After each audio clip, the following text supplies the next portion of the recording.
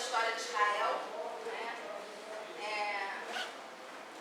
Buscando que a gente tenha uma base daquilo que é o conhecimento da história de Israel, para que a gente, quando vier a esmiuçar um pouco mais a Bíblia nos livros separados, a gente possa ter uma base do conhecimento. Eu sei que muitos que estão aqui já têm um certo conhecimento daquilo que está na Bíblia, mas é sempre bom a gente relembrar, é sempre bom a gente estar aprendendo aquilo que não sabia, para que a gente possa conseguir captar outras coisas que são mais profundas nas outras matérias daqui para frente. Então fique sempre ligado, né, naquilo que a gente está aprendendo, para quando chegar às outras matérias vocês terem facilidade de assimilar. Por exemplo, nos livros históricos, a gente divide esses livros históricos e a gente fala um pouquinho só mais profundo deles, porque não tem tempo para falar tão profundo, que cada módulo só são 5 aulas, então a gente tem que correr sem passar por cima mesmo, porque não dá para aprofundar demais. Mas aquilo que a gente dá para falar, para que vocês estejam captando melhor, para que tenham mais uma base. Então, procurem estar sempre lendo, buscando em casa, porque só aqui não dá. A gente sabe que não dá, né? Procurem em casa dar uma lidinha melhor, não dá para a gente passar por tudo, que a apostila é grande, mas eu sei que vai ser bênção para vocês, amém? Amém. E Deus vai falar muito com a gente aqui nesses dias que a gente vai estar aqui. Então hoje a gente está na segunda aula, está começando assim, porque semana passada a gente não conseguiu terminar a primeira aula por causa da peça que teve, né?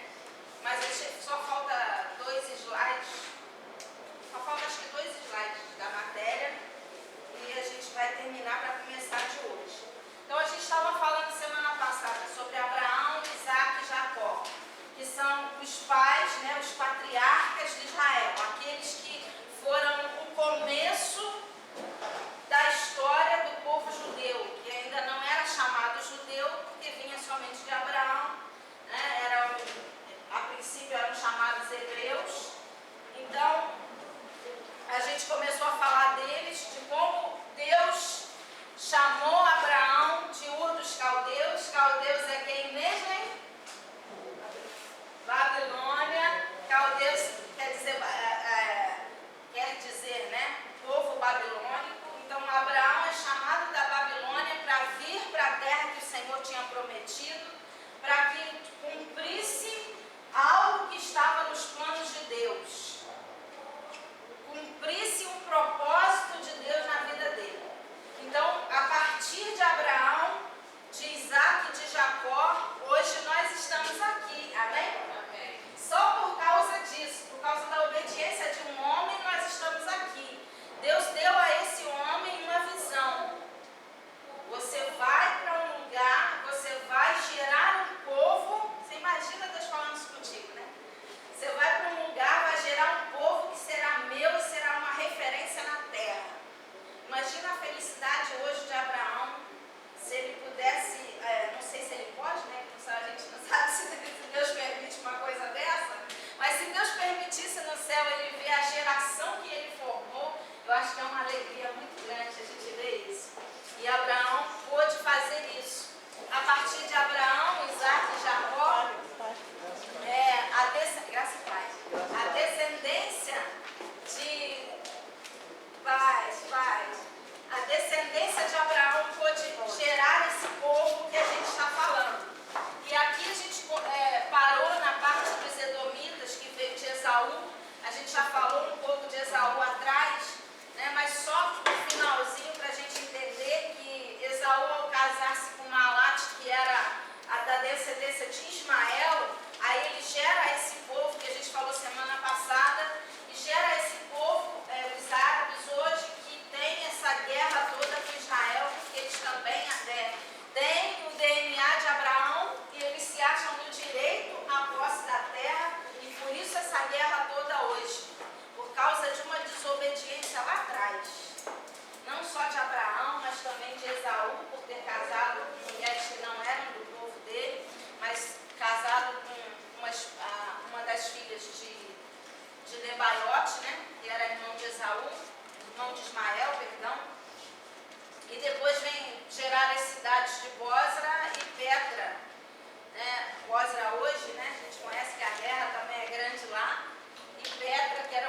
autoridades mais importantes naquela época.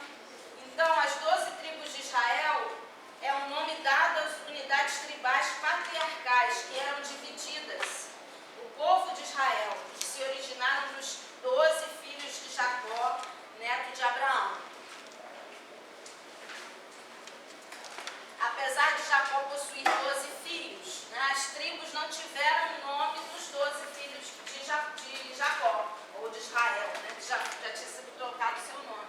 Apesar disso, não foram os 12 filhos dele que ficaram com os nomes das tribos, mas sim esses aqui: Ruben, Simeão, Judá, Zebulon, Issacar, Dan, Gade, Azer, Naftali, Benjamim, Manassés e Efraim. Manassés e Efraim são filhos de quem? José. De José. Então, da descendência de José, Deus tirou o nome de José das tribos e botou o nome dos filhos dele, que eram Manassés e Efraim, por causa da bênção de Jacó sobre os filhos de José. E qual foi a outra tribo que saiu? Levi. Levi. Por quê? Porque eles ficaram responsáveis pelos sacerdotes de Isso aí. A tribo de Levi, por ordem do Senhor, ela não tem herança com o povo de Israel. Ela tem o cuidado do templo. E o povo de Israel é obrigado a ter cuidado com ela, de suprir toda a necessidade do povo, da tribo de Levi, que deveria estar com o nome, não está. Então o povo supre a necessidade dos levitas, que cuidavam do templo ou do tabernáculo na época, que não tinham templo, cuidavam do tabernáculo, de tudo, carregavam todas aquelas coisas que eram necessárias. Amém? Deu para entender, né? Então eu fecho essa matéria dizendo que Abraão tinha um alvo. O alvo de Abraão era obedecer ao Senhor. Ele tinha um propósito no coração dele. Abraão, Isaac e Jacó tinham um alvo estabelecido por Deus. E eles não poderiam fazer aquilo que eles queriam da forma que eles queriam, porque Deus tinha dado um propósito na vida deles. Amém? Amém. Deus tem um alvo na tua vida. Amém. Tem líder aí? Amém. Amém. Depois os outros vão entender. Então, se tem líder aí, certamente tem um alvo de Deus para você. Deus tem um alvo na tua vida, tem algo que Ele espera que você faça e que está no coração dele. Talvez a tua vida esteja toda torta, porque você ainda não descobriu o alvo de Deus. E o dia que você descobrir o alvo de Deus para a tua vida, as coisas vão começar a andar na direção do alvo. Abraão começou a andar porque Deus deu um alvo. E se a gente não anda segundo um propósito, um alvo, tem alguma coisa errada. Abraão andou por um alvo. Ele tinha um alvo a alcançar. Ele tinha um alvo a alcançar. Deus vai me dar uma descendência que povoará essa terra e que será uma referência para as outras nações. Em ti serão benditas todas as famílias da terra. Então, em Abraão, nós somos benditos hoje, amém? Então, nós somos benditos porque Abraão seguiu um alvo, seguiu um propósito de Deus. E, por consequência, seus filhos Isaac e Jacó seguiram um alvo também. Então, eu deixo dessa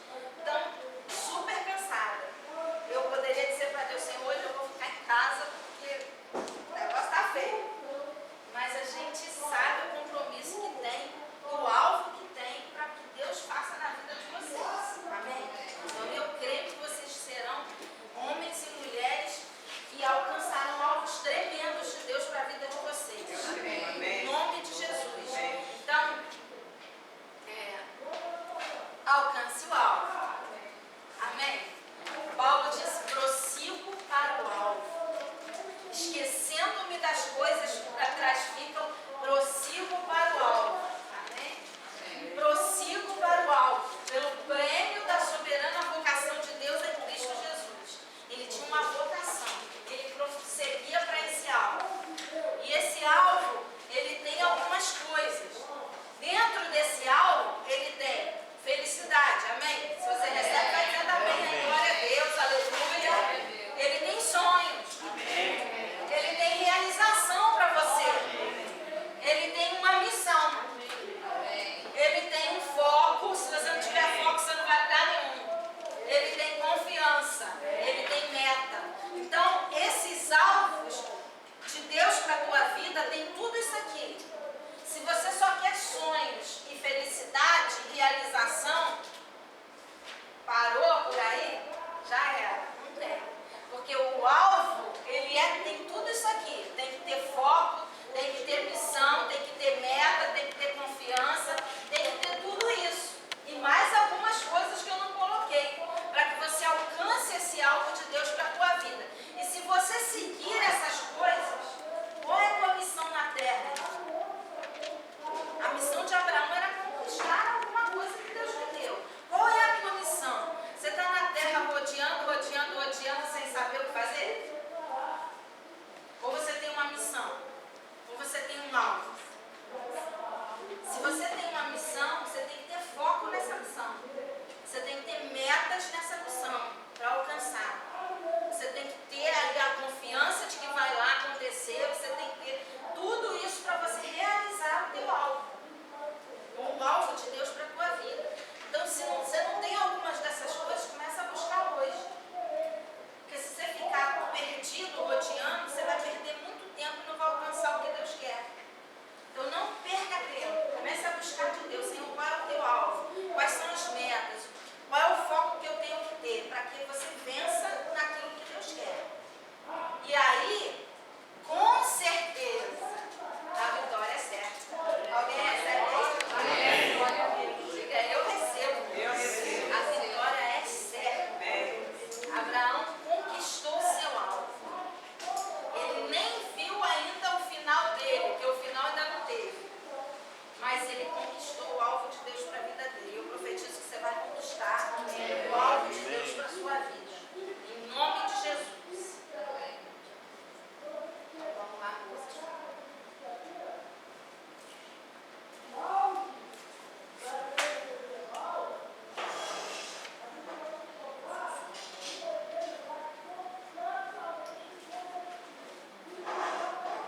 Vamos para a segunda aula.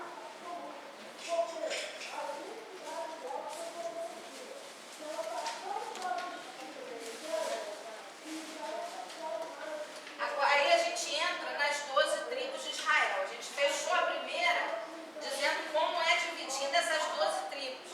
Agora a gente vai entrar especificamente nessas 12 tribos, que eu já falei, né? Tirou José e colocou Efraim e Manassés e tirou Levi. Os filhos de Bila, né, que são a concubina de Raquel, é Dan e Naftali. Raquel, que era a esposa amada de Jacó, né, teve José, que teve Efraim e Manassés, e teve Benjamim, que no nascimento de Benjamim, Raquel morre. E aí, Lia teve Rúben, Simeão, Levi, Judá, Issacar e Zebulon. E Zilpa, que era concubina, né, que era a serva de Lia, Gade e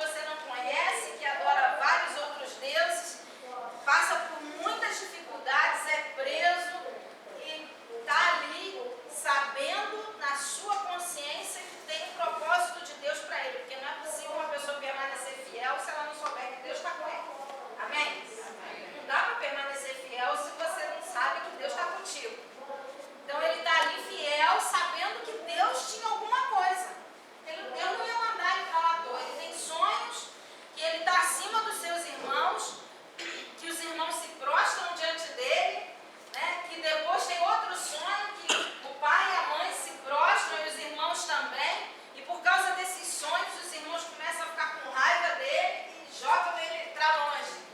E ele tem que ter um propósito, não é possível. Se você tem sonhos, você vai enfrentar perseguição, não tem jeito.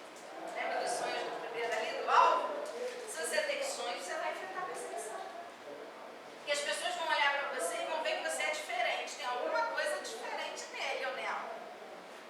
Vai começar a gerar inveja. Ninguém nunca passou por isso, né? Só ele. Inveja, perseguição, né? A pessoa olhar para você de lado, metido, metida, né? Quer se meter em tudo, quer fazer tudo. Quem é essa para estar aqui? Só foi eu que enfrentei isso? Não. Quem é você para estar aqui? É assim? E é assim mesmo. Quem é você, José, para estar aqui? Para falar essas coisas para a gente? Né? Você é melhor do que nós? Quem é você? Então, o importante não é a perseguição, é como você reage a ela. O importante não é o que você está vivendo, é como você reage àquilo que você está vivendo. Né? Eu sempre conto isso na outra turma, eu falei que para a glória do Senhor não é para minha, Deus conhece meu coração. Né? Então, eu estava na minha outra igreja e a gente começou a formar um discipulado dentro daquela, uma estrutura de discipulado. Mas só um pouquinho. Tem alguém com um carro Renault Sandero, inicial KMV? O carro está precisando tirar na passagem? Não? Não. Então eu estava na outra igreja, a gente estava formando, um irmão chegou, estava formando um discipulado e eu era uma das líderes que seria do discipulado. E aí uma pessoa chegou para mim, olhou assim, porque eu não era, eu sempre fui uma pessoa muito quieta, muito tímida, né? Muito na minha. E estava lá para servir, né? E uma irmã chegou para mim e falou assim, você vai ser líder de discipulado? Eu falei, pô. Ela olhou para mim assim com desdém, como quem diz assim, nossa, você, nada a ver, né? E eu olhei para ela e falei assim, eu não respondi nada, eu fiquei quieta. Não falei nada, eu falei, Senhor, o Senhor sabe, se o Senhor me chamou, o Senhor vai me capacitar, porque capacidade realmente eu não tenho. E o Senhor vai me capacitar. E passou o tempo, a gente trabalhando na liderança, e uma vez teve uma programação de mulheres na igreja, e ela chegou para mim, essa mesma pessoa, e falou assim, eu preciso de você. Eu falei, para quê? Para pregar. Eu nunca tinha pregado no culto na minha vida. E a mesma pessoa que me olhou com desdém foi usada por Deus para que eu pregasse a primeira vez na minha vida. E eu falei assim, Deus, o Senhor é quem honra. Porque Deus é quem honra a gente. Quando Ele conhece o coração da gente, quando a gente não quer aparecer, Deus honra. Quem quer aparecer, Deus deixa sentado um pouquinho mais, né? Mas quem não quer aparecer, Deus vai lá, chega o seu tempo. E a mesma pessoa, eu profetizo que é a mesma pessoa que desdenhou de você algum dia, que vai te honrar, que vai ser usado para te honrar. Porque é Deus que faz isso, gente. É para a glória dEle, é para a honra dEle. Mas quando você não responde à altura, quando você não se ensoberbece, Deus vai lá te honrar. Porque é Deus que faz. Então, José, a mesma coisa. José foi para lá. E quem honrou José foi Deus. Porque ele não respondeu. Ele simplesmente ficou quieto e obedeceu. Foi para lá. Sem saber direito, mas foi. E aí Deus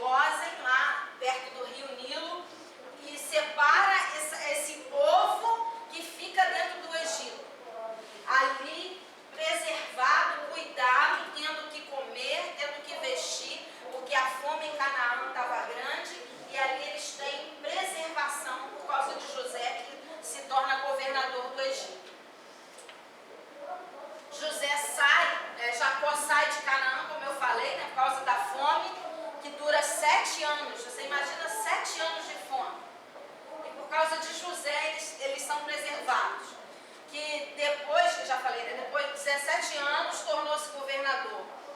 Quando Jacó entra no Egito, ele, seus filhos, netos e bisnetos, somavam 71 almas. De um homem, Abraão, já está em 71 almas. Eles permanecem no Egito, os séculos se passam, né, em silêncio, desde a morte de José até o amanhecer da consciência nacional sob a liderança de Moisés.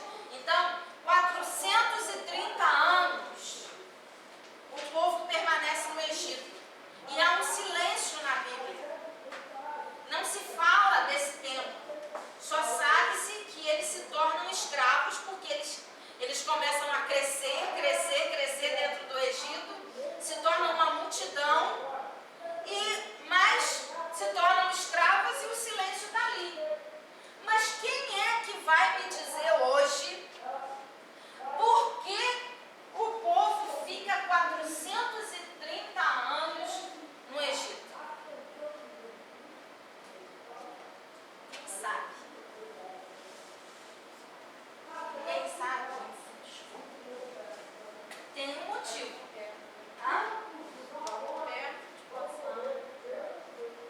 O caminho que era uma guerra,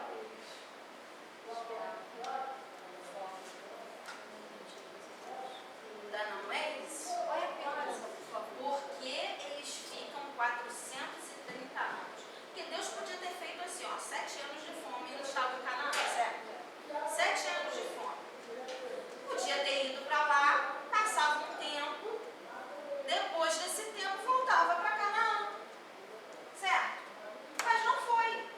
O tempo que eles passaram foi 430 anos, gente, não são 40 anos, não são 40 dias, são 430 anos. Você imagina um povo ficar 430 anos numa terra e se tornar escravo nessa terra? Deus podia ter tirado antes e levado para Canaã. Mas eles não se envolveram com o costume da terra. Eles gostaram do que eles viram. Era tudo muito diferente do que eles estavam acostumados a ver. As mulheres eram vistosas, né, dentro daquele costume. Quer dizer, eles gostaram das mordomias, né, que tiveram na época de José, creio eu. Realmente eles foram influenciados pelo povo, mas é o que eu estou falando, Deus podia ter tirado antes, até mesmo para que eles não fossem influenciados pela terra. Mas depois da morte desse faraó, que eu tive que foi muito bonzinho, veio um outro faraó que não tinha, né, esse respeito, né, pelo povo, como esse faraó teve até por Jacó, por José, e viu que o povo estava crescendo, até mesmo muito mais numerosos que o povo do Egito, né? E causou inveja, sei lá, endureceu aquele coração e não deixou o povo. E tem Bíblia aí, abre Gênesis 15. Muito distante. Também é isso, mas tem algo mais. Gênesis 15, versículo 16. Quem achar pode ler bem alto. Na quarta geração voltarão para cá, pois a medida de equidade dos amorreus ainda não está cheia. Repete, irmão, para mim. 16, Isso, 15 e repete. 16. Na quarta geração voltarão para cá, pois a medida da equidade dos amorreus ainda não está cheia. Deus está falando com Abraão aqui. Antes de Abraão ter a sua descendência, Deus está falando, ainda está prometendo um filho para Abraão. Olha só. Deus está prometendo um filho para Abraão. E Deus começa a dizer para Abraão aquilo que ia acontecer. Você vai ter um filho, você vai ter uma geração que vai para o Egito, vai ficar lá nessa terra 4 gerações, 400 anos. Vai ficar 4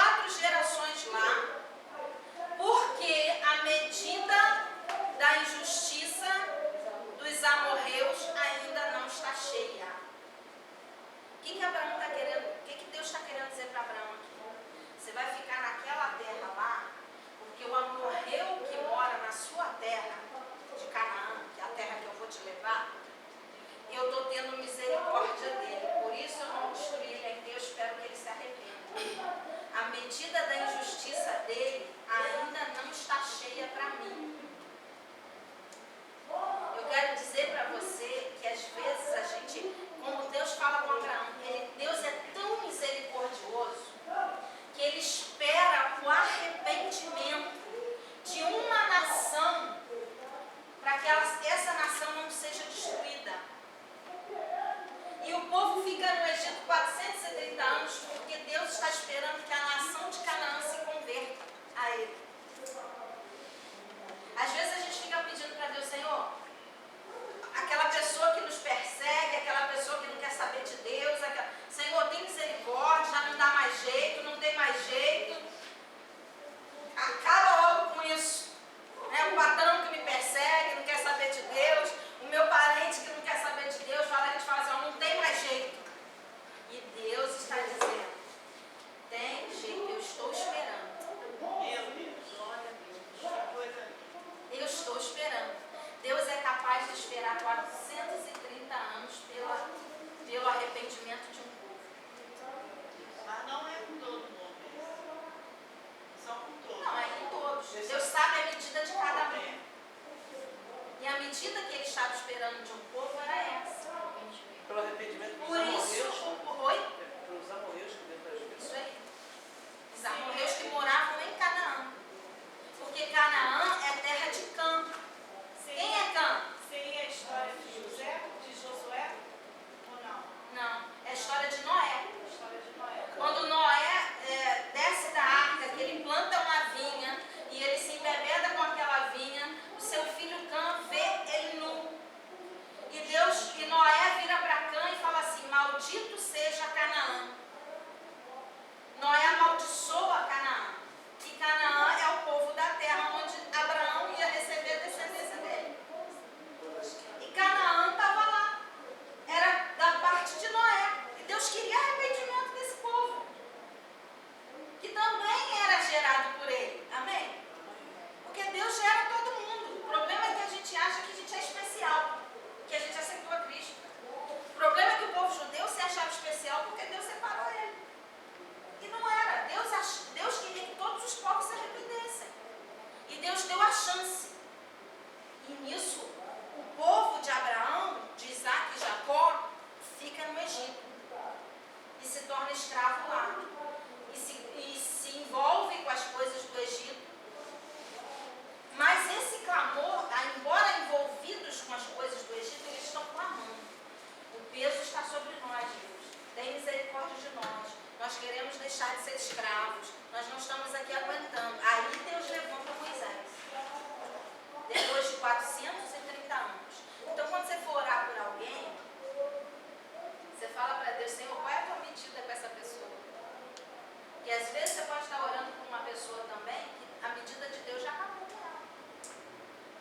Já cessou. E você está ali orando. Se metendo onde não deve. Eu não era assim. Agora o Senhor seja feito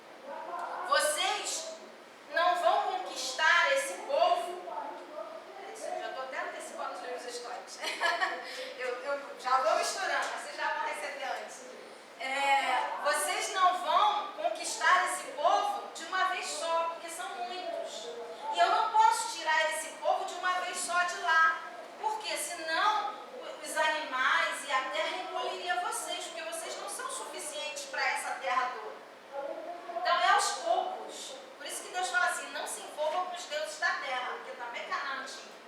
Porque precisava ser retirado aos poucos. Mas isso aí a gente vai ver em livros históricos. A derrota dos deuses, né? Não é à toa, gente, que tem as 10 pragas. Não é à toa. Para sair o povo do Egito através de Moisés, não é à toa que Deus manda as 10 pragas.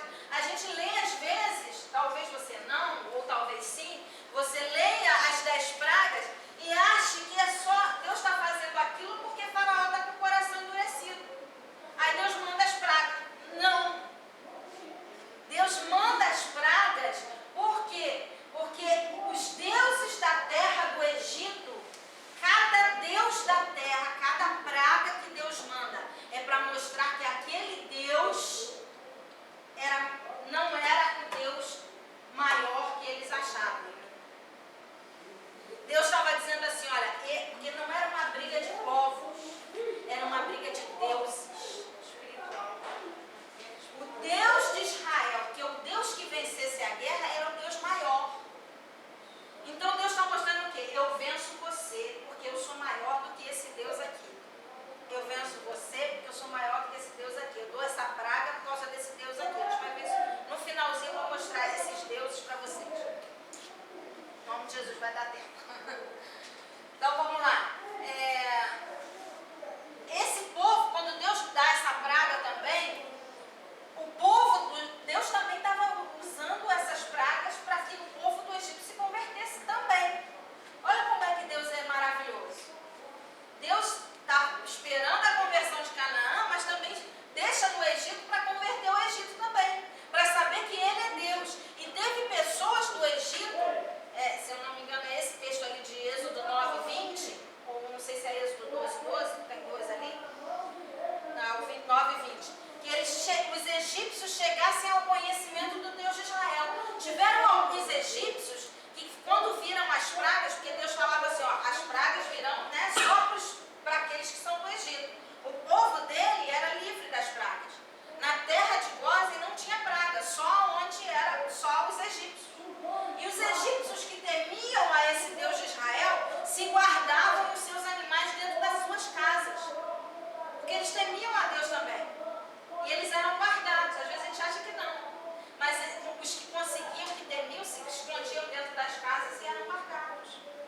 Então Deus tinha alguém se arrependendo ali. Às vezes a gente olha para tudo, né? A gente vai assim, Senhor, parece que nada está acontecendo, né? Não é assim que a gente vê? Às vezes a nossa vida é tanta guerra, tanta coisa acontecendo em volta, e parece que nada está acontecendo. Mas às vezes tem uma pessoa que está olhando para a tua vida e que essa pessoa está sendo tocada. E você nem sabe. Às vezes você não fala nada, mas a sua forma de andar, de se conduzir, o seu jeito de falar na sua casa, o seu jeito de tratar o seu filho, o seu marido, sua mãe, as pessoas estão vendo. E isso está gerando no coração dela um temor a Deus. Amém? Amém. Então, cuidado com a forma como você age.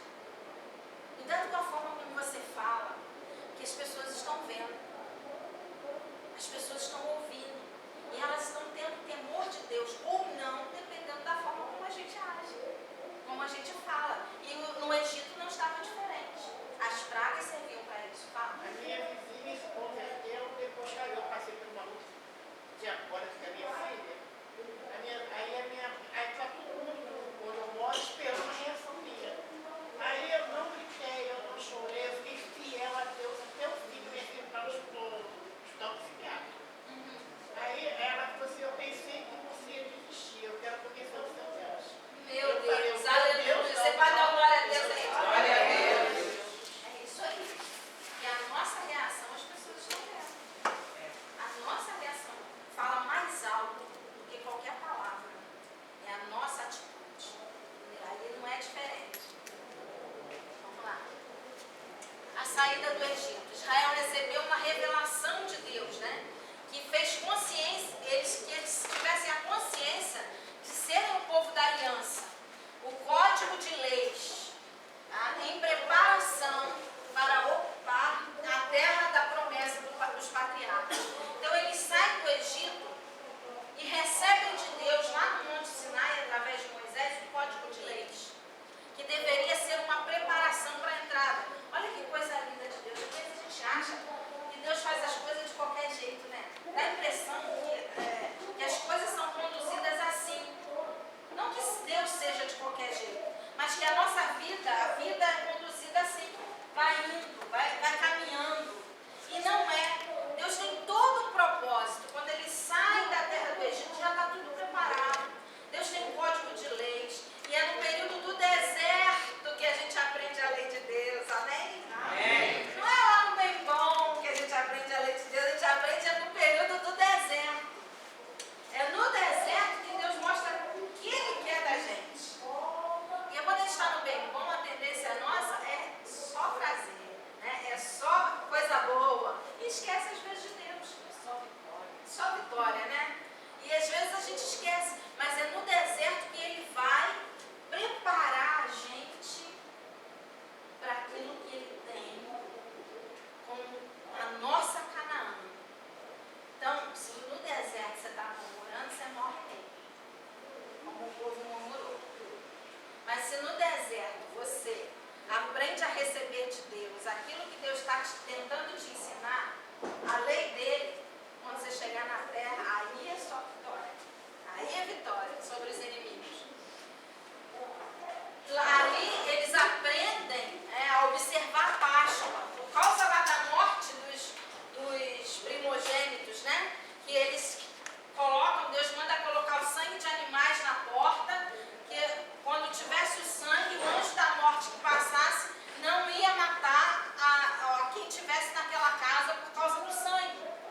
E esse sangue, que representa Jesus Cristo, né? Que é o Cordeiro de Deus vindo para nos redimir, a partir desse sangue é que eles começam a celebrar a Páscoa.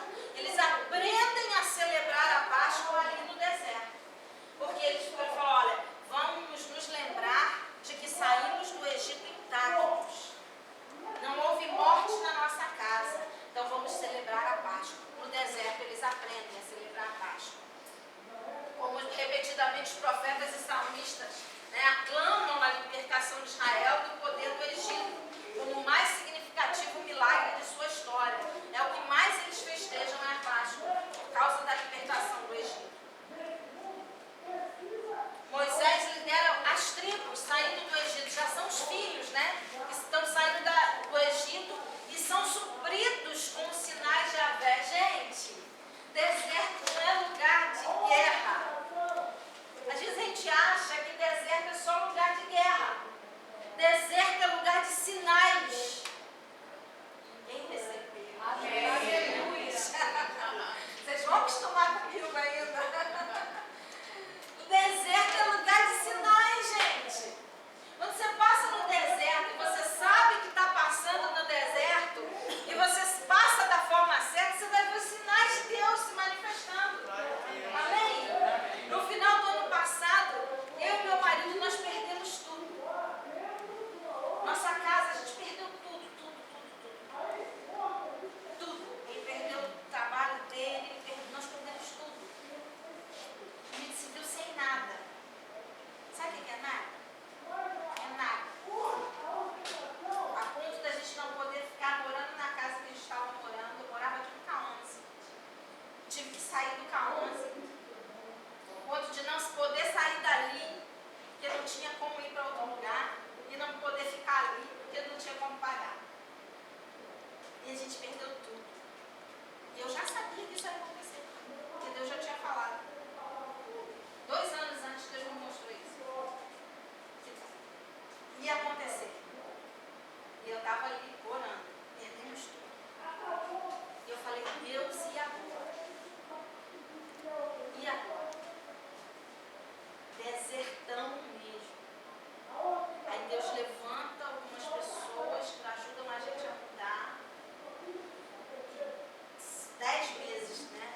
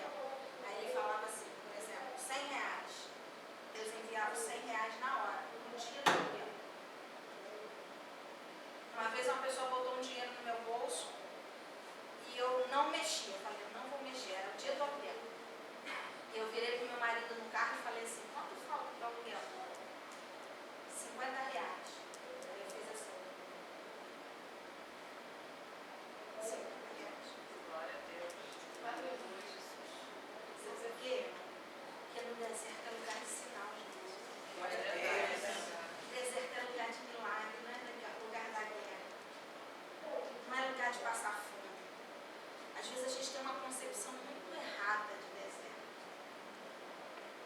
O deserto do povo de Israel, se você não murmura, você tem água, você tem comida, você tem maná. Deus não te quer no deserto a vida toda, não, porque Ele tem a Canaã, né? Ele tem a Canaã para nós. E eu falo para Deus, eu sei que o deserto que a gente estava passando não foi à toa, não. Porque Deus precisava mostrar os sinais dele para a gente. Sabe como está terminando a minha história? Deus levantou uma pessoa, o improvável, como diz o pastor Marcos, né? O improvável. Meu marido, a gente tinha comprado um táxi antes de perder tudo, ele tinha comprado um carro, pagando as prestações, e aí aconteceu muitas coisas e ele acabou perdendo esse carro por causa dessas coisas que aconteceram, porque Deus estava no negócio, tirando tudo. E agora, uns 2 meses, mais ou menos, 3 meses, Deus levantou um improvável. Ele só tinha o carro que nós perdemos, a autonomia era de outra pessoa. E a gente pagava o aluguel da autonomia. O improvável aconteceu para ele comprar. Comprou uma autonomia e um carro para ele, para pagar como nós pudemos. Olha, eu falei assim, e o improvável, gente? O improvável. Quem a gente nunca imaginou que fosse fazer. Para dizer assim mesmo, sabe? Foi Deus, tá? Não foi vocês, não. Não foi ninguém assim que está junto da gente ali, não. Não foi, foi Deus que fez. Porque Deus é Deus. E quando você permanece fiel no deserto, Deus é fiel contigo. Ele está te ensinando a passar pelo deserto. Ele está te ensinando a depender só dele. Às vezes você depende do teu braço. Era isso que o meu marido dependia. Do braço dele. Ele aprendeu a depender das forças dele para sobreviver. E Deus tirou tudo para ele aprender que é Deus que dá. Não é ele. E ele trabalhava, o dinheiro não vinha. Só vinha quando Deus mandava. Para aprender, sabe por quê? Porque quando a gente depende do nosso braço, a gente não aprende a depender de Deus. Mas quando você aprende a depender de Deus, você vê a provisão vindo. Você vê tudo vindo. Você ora e fala assim, Senhor, o Senhor sabe. E Deus manda. Senhor, o Senhor sabe. E Deus manda. O Senhor sabe o que eu preciso. Quantas vezes eu ajoelhei e falei, Senhor, o Senhor sabe. Eu não estou nesse deserto aqui. O Senhor sabe. E Deus enviava. Deus enviava. Deus enviava. Deus enviava. Então, aprende a passar no deserto para não murmurar. Porque todo povo que murmura morre no deserto. Só entrou em Canaã quem não murmurou. Josué e Caleb. E o restante era tudo a descendência que nasceu no deserto. O pessoal que nasceu no deserto entrou. Quem saiu do Egito, só 2 entraram. Por quê? Porque foram os únicos 2 que creram. Você imagina, gente? 1,5 milhão de pessoas, se eu não me engano. Saindo do deserto, só 2 entraram. Porque murmurou. E a Bíblia diz que para cada dia de murmuração é 1 ano de deserto. Para cada murmuração. Por que o povo ficou 40 anos? Foram 40 murmurações. 40 anos no deserto. Profetiza que você não vai precisar disso não, né? Nem eu. Em nome de Jesus.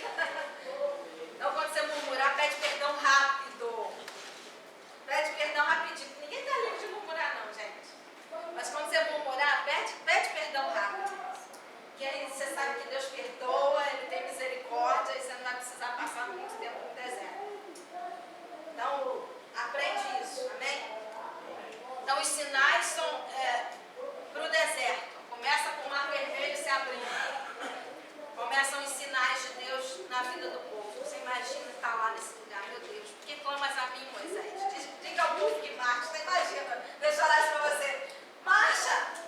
Mas Senhor, está cheio d'água aqui. Marcha! Você está clamando por quê? Marcha! E o povo vai e marcha. Né? Os sacerdotes botam o pé e quando põe o pé, as águas se abrem.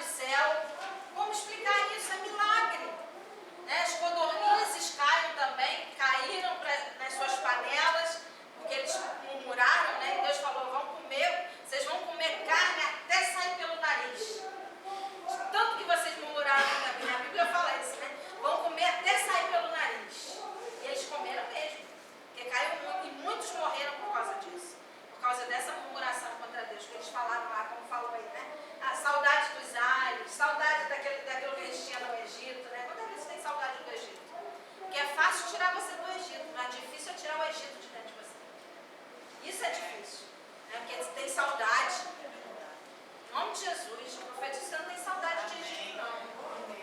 Né? Porque fica assim, naquele tempo eu tinha. Naquele tempo eu tinha. Né? E ele não está vendo que o tempo de Deus está vindo na frente, que é coisa muito melhor do que você tinha. É terra que manda leite e mel, que está aí, né, olhando para trás. Ali, no deserto, as pessoas, né, são supridos 2,5 milhões de pessoas, que eu falei, né? 2,5 milhões de pessoas são supridas. Nenhuma tecnologia hoje seria capaz de suprir 2,5 milhões de pessoas no deserto. Nenhuma tecnologia seria capaz de suprir. Num deserto que não tem nada. Nenhuma tecnologia, são os milagres de Deus, que não se explicam. O acampamento no monte teve um propósito, tá?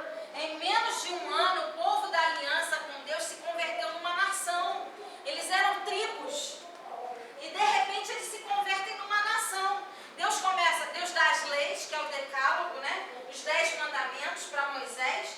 Quando Moisés desce, ele quebra as tábuas da lei, porque ele fica com raiva que o povo está adorando bezerro de ouro.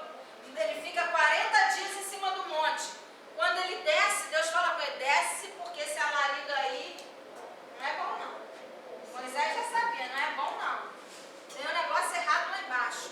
E quando ele desce, ele vê o povo adorando os deuses. Ele quebra as tábuas da lei e ele tem que subir de volta para ter de novo os 10 mandamentos.